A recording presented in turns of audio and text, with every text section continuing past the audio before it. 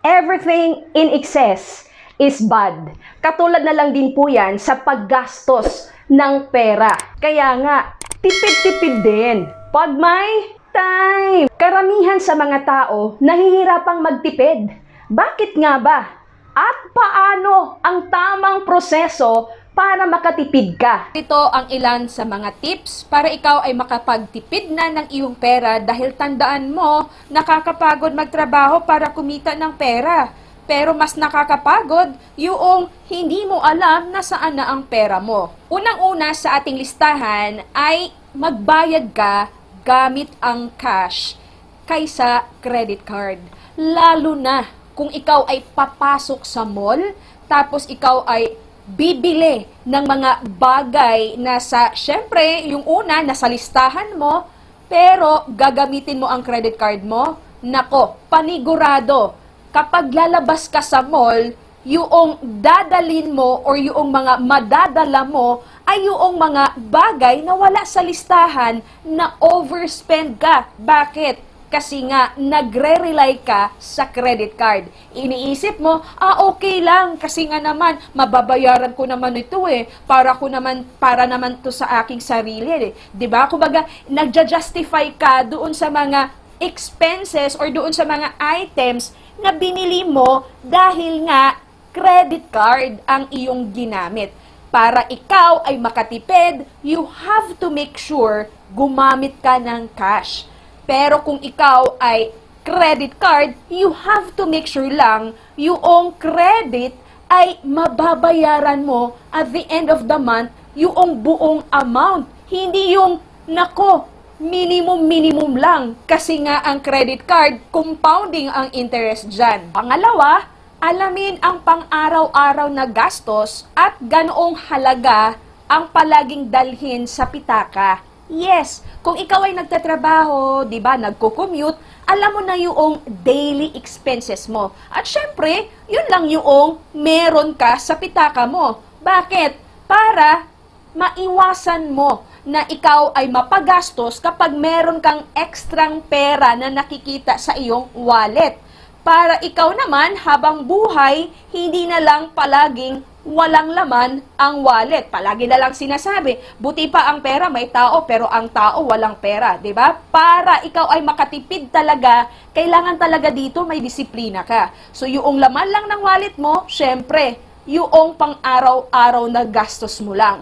Syempre, 'di ba? Nararanasan po natin 'yan na kapag sahuran, madami pang laman. Pero after ilang araw lang, naghihingalo na ang pitaka ng isang tao. So, para ito ay maiwasan, dapat saktong pera lang ang laman ng iyong pitaka para ikaw ay makasurvive sa isang araw ng iyong pagpapasok sa trabaho mo. Pangatlo, iwasang gumastos sa mga bagay na hindi naman talaga kailangan. Yes, kaya hindi nakapagtipid ang isang tao dahil napupunta yung pera na pinaghirapan niya sa mga bagay na hindi naman talaga niya kailangan or sa mga bagay na hindi naman talaga mahalaga.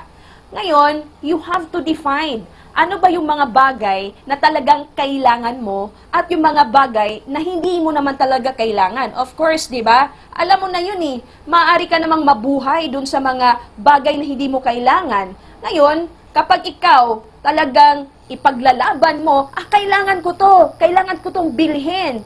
Syempre, di ba? Wala ka talagang matitipid. Kaya, iwasan na ikaw ay mag-spend sa mga bagay na hindi mo naman talaga kailangan. Pang-apat, bago umalis ng bahay, kumain ka muna. Yes, lalo na kung ikaw ay merong aasikasuhin, 'di ba, sa isang lugar or meron kang pupuntahan na talaga namang aabutin ka ng ilang oras, tapos yung budget mo kakapiranggot lang. Tapos, kumbaga, iniisip mo, bahala na, mangungutang na lang ako or kung meron kang dalang credit card, gagamitin ko na lang ang credit card. Ngayon, syempre, tayo po ay mga tao, syempre, di ba, lalo na Pinoy, talaga namang matatakaw tayo. Meron tayong nakikita, kwek-kwek, fishball.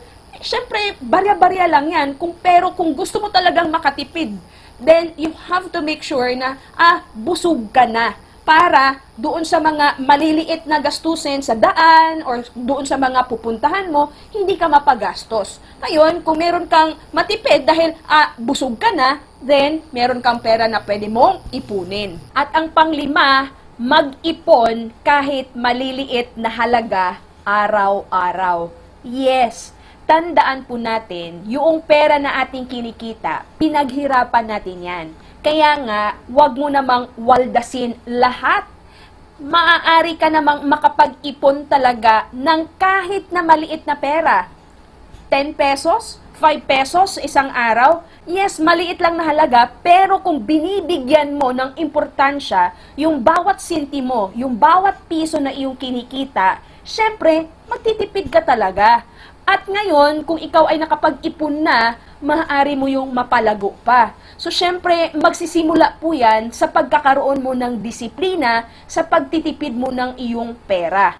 I hope you find this video informative. If you do, kindly share this video to your families and friends para sila din ma-aware sa tamang paraan ng pagtitipid ng pera. Dahil pinaghirapan mo yan, huwag mo naman masyadong igasta.